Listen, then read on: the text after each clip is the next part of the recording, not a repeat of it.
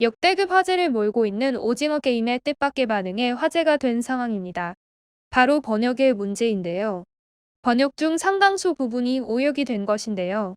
심지어 이 의혹에 대하여 한국어에 능통한 영어권 네티즌들은 한국어를 이해하지 못한다면 당신은 오징어 게임을 보고 있지 않은 것이다까지 말하며 질 낮은 번역에 대하여 지적했습니다.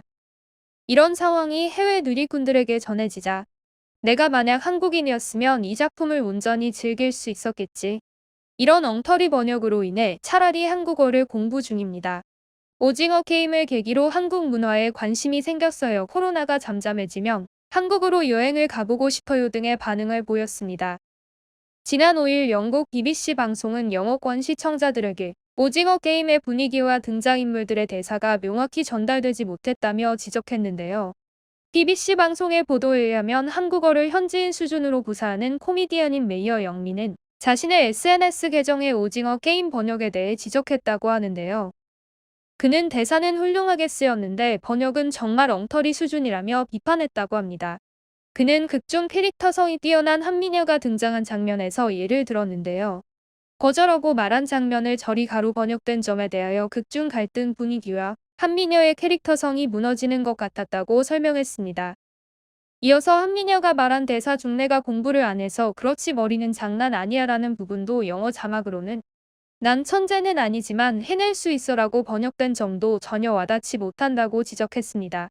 한 전문가는 이에 대하여 안타깝게 수준 높은 번역에 충분한 투자를 하지 못했기 때문이다라며 넷플릭스의 번역을 비판했습니다. 제일 심각한 오역은 이 부분이었는데 오빠라는 대사는 올드맨으로 번역되었다가 자기라는 단어로 나오는 등 일관성이 없었고 아주머니라는 대사는 할머니로 번역되었습니다. 이는 한국 특유의 호칭을 전혀 살리지 못한 것이라고 BBC 또한 지적하고 나섰습니다.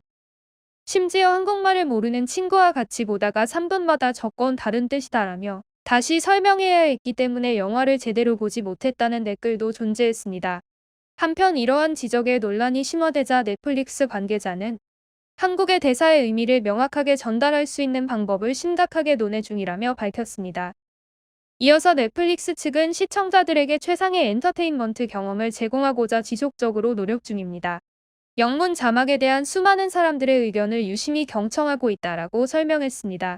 한편 이러한 엄청난 역사를 쓰고 있는 오징어 게임의 인기는 프랑스에서도 체험할 수 있었는데요. 오징어 게임이 역대급 인기몰이를 하자 넷플릭스 측에서 극중 등장하는 게임들을 체험할 수 있는 체험관을 열었다고 합니다.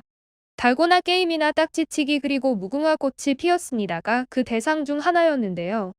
이런 체험관을 이틀간 열었는데 여기에 참여하기 위한 팬들이 끝도 없이 줄을 선 겁니다.